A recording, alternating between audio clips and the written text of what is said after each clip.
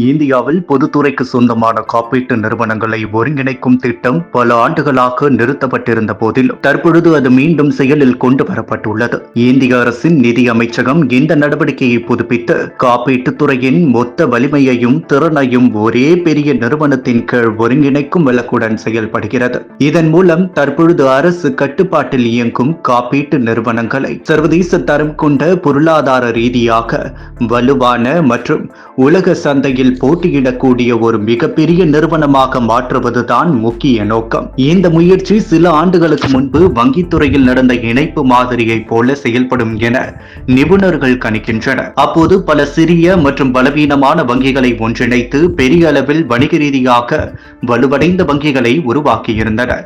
இந்த திட்டத்தின் முக்கிய அங்கமாக ஓரியண்டல் இன்சூரன்ஸ், நேஷனல் இன்சூரன்ஸ் மற்றும் யுனைடெட் இந்தியா இன்சூரன்ஸ் எனும் 3 முக்கிய பொதுத்துறை காப்பீட்டு நிறுவனங்களையும் இணைப்பது அடங்கும். இந்த திட்டம் முதலில் 2018-2019 நிதியாண்டில் அப்போதைய நிதியமைச்சர் அருண் ஜெட்லி ஆகியோரால் முன்மொழியப்பட்டது.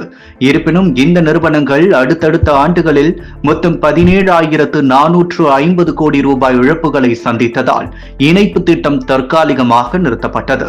2020ற்கு பிறகு பொருளாதார சூழலில் ஏற்பட்ட மாற்றங்களும் நிறுவனங்களின் நிதிநிலை பாதிக்கப்பட்டதும் அந்நிலையை உருவாக்கியது. ஆனால் தற்பொழுது சூழல்கள் பெருமளவில் மேம்பட்டுள்ளன.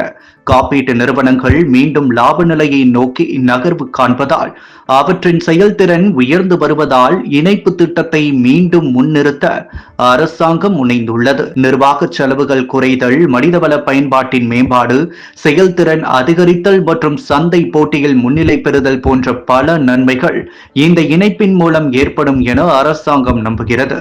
இதனுடன் தொடர்பாக இந்திய காப்பீட்டுத் துறையில் அந்நிய நேரடி முதலீடு வரம்பையும் தற்பொழுது உள்ள 74%-இலிருந்து 100% உயர்த்தும் முக்கியமான முடிவையும் அரசு பரிசீலித்து வருகிறது. இது வெளிநாட்டு முதலீட்டாளர்களை மேலும் ஈர்க்கும் வகையில் துறையின் திறந்த தன்மையை அதிகரிக்கும். இந்த மாற்றத்துக்கான மசோதா வரும் டிசம்பர் 1ஆம் தேதி துவங்கும். குளிர்கால நாடாளுமன்ற கூட்டத்தொடரில் முன்வைக்கப்படும் என செய்திகள் தெரிவிக்கின்றன. இந்த முடிவு இந்திய காப்பீட்டு துறையின் சர்வதேச ஈர்ப்பையும் வெளிநாட்டு முதலீட்டின் வருகையையும் பெரிதும் உயர்த்தக்கூடியதெனவும் நிபுணர்கள் மதிப்பிடுகின்றனர்.